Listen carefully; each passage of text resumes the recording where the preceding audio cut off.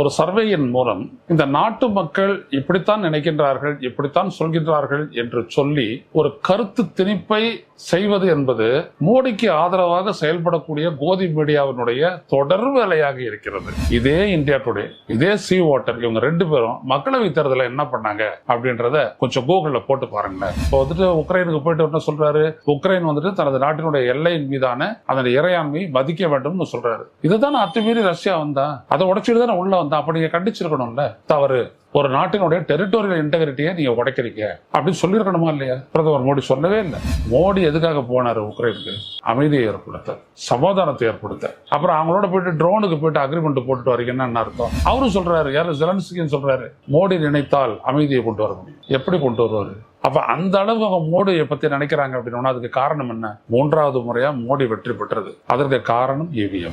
Is the lofty leader. பெரிய leader இவர்தான். ஜனநாயகத்தினுடைய ஒரு பெரிய அப்படிலாம் பேசுறாங்க. மோடி இங்கதானே தெரியும் அவர் ஜனநாயகத்தை எல்லாம் என்ன பண்ணிட்டு இருக்காரு அப்படின்ட்டு. ஒரு நாட்டினுடைய பிரதமரை மோஸ்ட் பாப்புலர் லீடர்னு சொல்லி ஒரு சர்வே சொல்லுது அப்படின்னா அவங்கள பத்தி என்ன சொல்றது? Karim's biryani paradise at Liberty and catering services, கோடம்பாக்கத்தின் அறுசுவை அடையாளம்.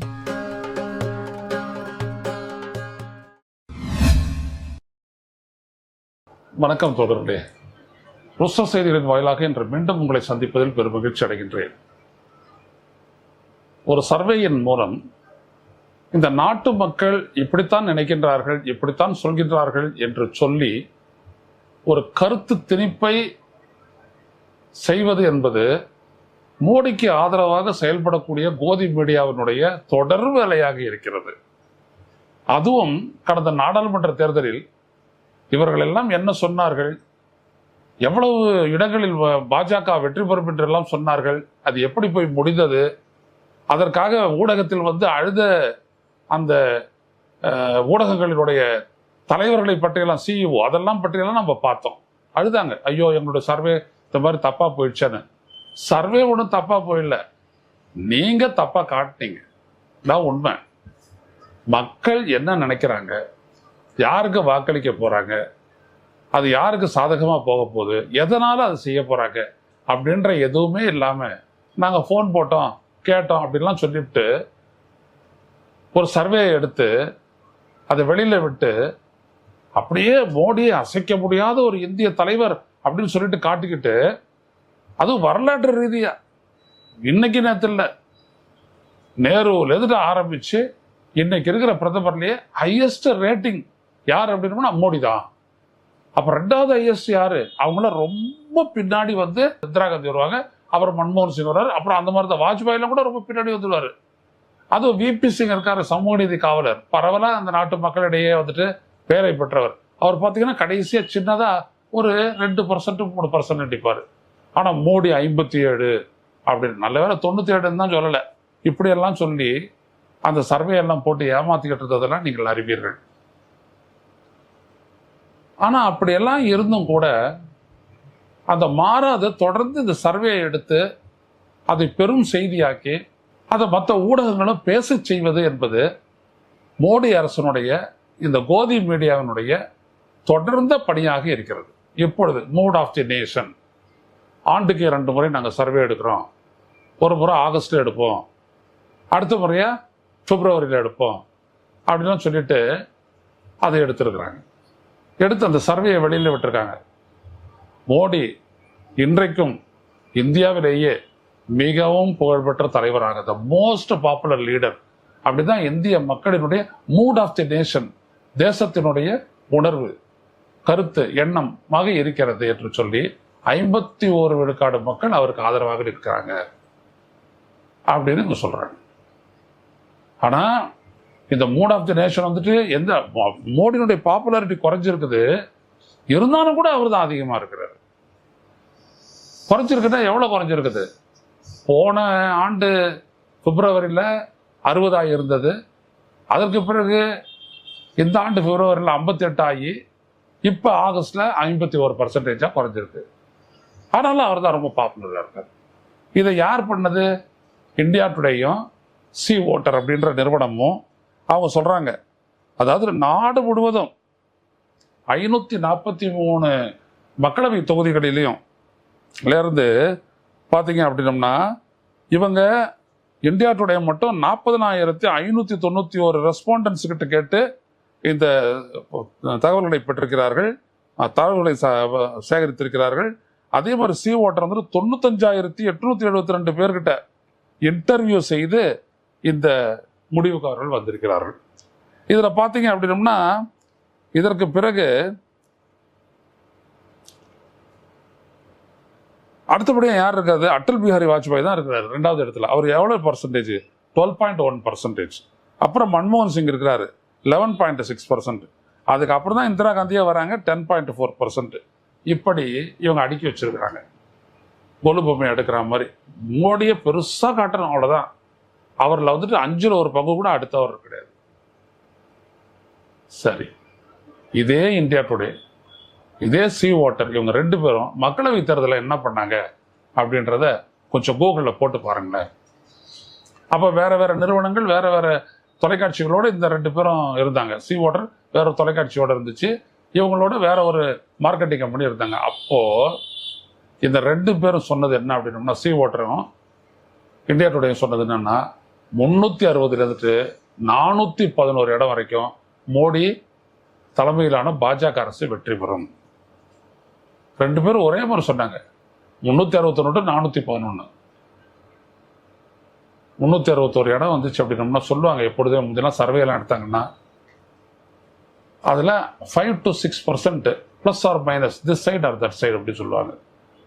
நாங்கள் ஒரு சர்வே எடுக்கிறோம், இந்த சர்வேனுடைய துல்லியத்தன்மை எவ்வளோ இருக்குன்னா 5% மிகையாகவும் போகலாம், 5% குறைவாகவும் போகலாம், அவ்வளோதான். அதையும் அதிகபட்சம். ஆனால் இவங்க சொன்னது எவ்வளவு? 411 வரைக்கும். பிஜேபிக்கு கிடைச்சது எவ்வளவு? 240 வரைக்கும். அது பிஜேபி, என்டிஎன்லாம் அவங்க சொல்லலை, பிஜேபி அப்படின்னு சொல்லி போட்டாங்க 240. எவ்வளோ இருக்கு பாருங்க வித்தியாசம். 360 எடுத்துக்கிட்டா 120 சீட்டு, 411 வச்சுக்கிட்டா எந்த இடத்துல நிற்குது பாருங்க. படு மோசமான ஒரு ஏமாற்றை செய்துவிட்டு பிறகு கண்ணீர் விட்டு அழுது விட்டு அவர்கள் மீண்டும் வந்து இதை சொல்கிறார்கள் என்றால் எதற்காக இதை சொல்கிறார்கள்? ஏன் இதை செய்தியாக்குகிறார்கள்? ஏன்னா மக்கள் மனதில் வரப்போற தேர்தல் இருக்கு இல்லைங்களா, ஹரியானா, ஜம்மு அண்ட் காஷ்மீர், அதன் பிறகு மராட்டியம், பிறகு ஜார்க்கண்டு, அப்புறம் பீகார். இந்த தேர்தலுக்கு முன்னாடி இந்த மக்கள் மத்தியில் என்னைக்கு வந்துட்டு மோடி மோடி மோடி அப்படின்ற ஒரு பேரை எதிரொலிக்கணும் அப்படின்றதுக்கான ஒரு ஏற்பாடு. இதெல்லாம் இன்னைக்கு எதிரொலிக்குமா என்ன அப்படின்றது தெரியும். உத்தரப்பிரதேசத்தில் என்னாச்சு, ஹரியானாவில் என்னாச்சு, ராஜஸ்தானில் என்னாச்சு, பெரிய அடி விழுந்துச்சு அவங்களுக்கு. போன தேர்தல் மாதிரி அப்படியே ஒட்டு மொத்தமாக ராஜஸ்தானில் 25க்கு 25, ஹரியானாவில் வந்துட்டு 10க்கு 10 அப்படின்னா அந்த மாதிரி ஜெயிக்க முடியலை. உத்தரப்பிரதேசத்தில் வந்துட்டு 80 சீட்டுக்கு வந்துட்டு அப்போ 67, ஆனால் இப்போ ஜெயிக்க முடியலை, பெரிய அளவுக்கு தோத்தாங்க. அதான் மூட் ஆஃப் தி நேஷன். இந்த நாட்டில் நடந்த தேர்தல் மூட் ஆஃப் தி நேஷன் கிடையாது, இவங்க எடுக்கிறது சர்வே தான் மூட் ஆஃப் தி நேஷன். இதில் இந்த செய்தி இந்த நாட்டில் மட்டும் இல்லை மக்களே, அதுதான் நம்ம கவனிக்கணும். இதை வெளிநாடுகளுக்கு இவங்க வந்துட்டு சர்க்குலேட் பண்ணுறாங்க.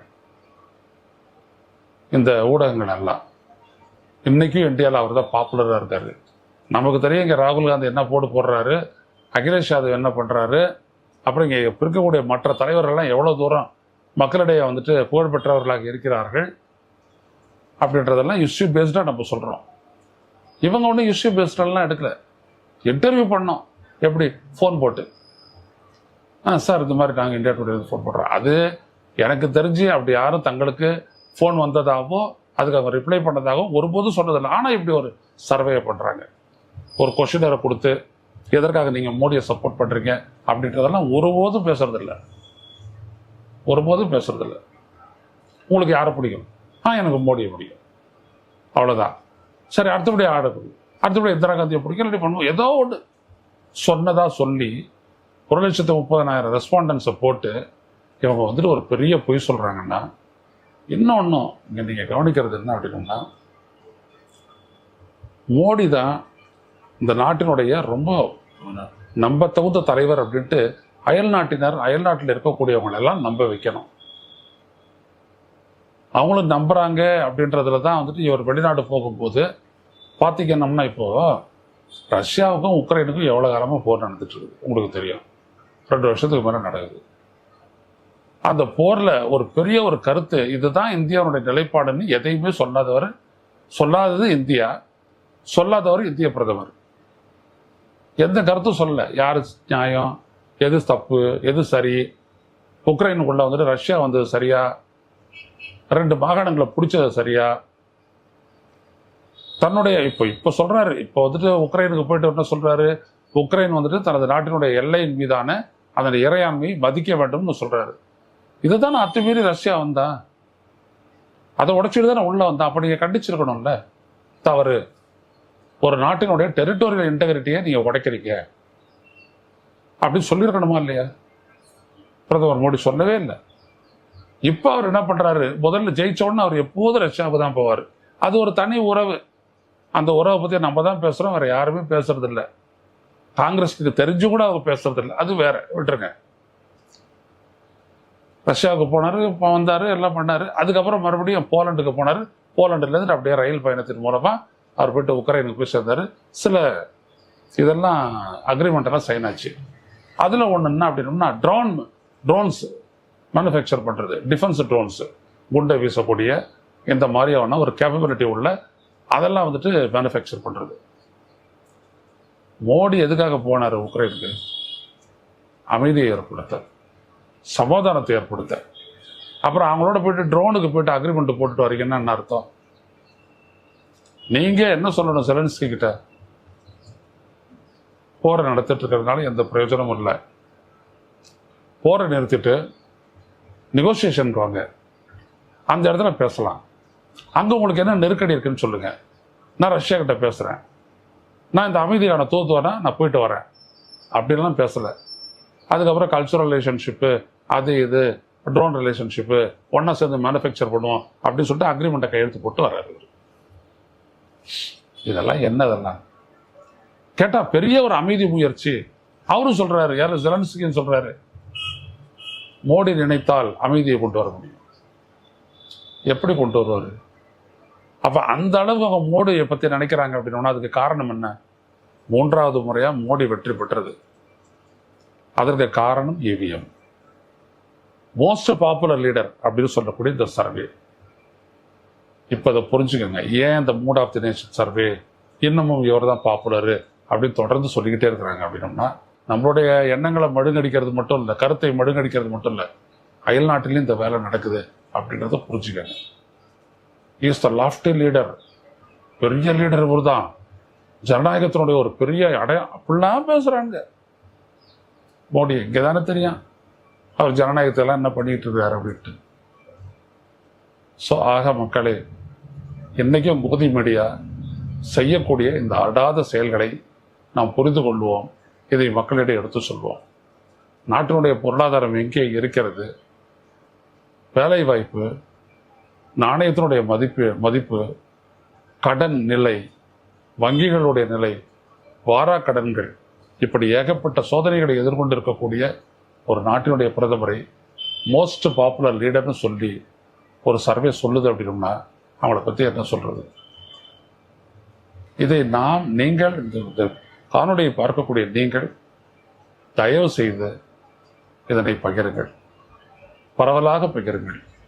நமது நாட்டு மக்கள் புரிந்து கொள்ளட்டும், எப்படியெல்லாம் ஒரு மோசடி நடக்கிறது என்பதையெல்லாம் புரிந்து கொள்ளட்டும். நீங்களும் உங்களுடைய கருத்தை பதிவிடுங்கள். மீண்டும் சந்திப்போம். நன்றி, வணக்கம்.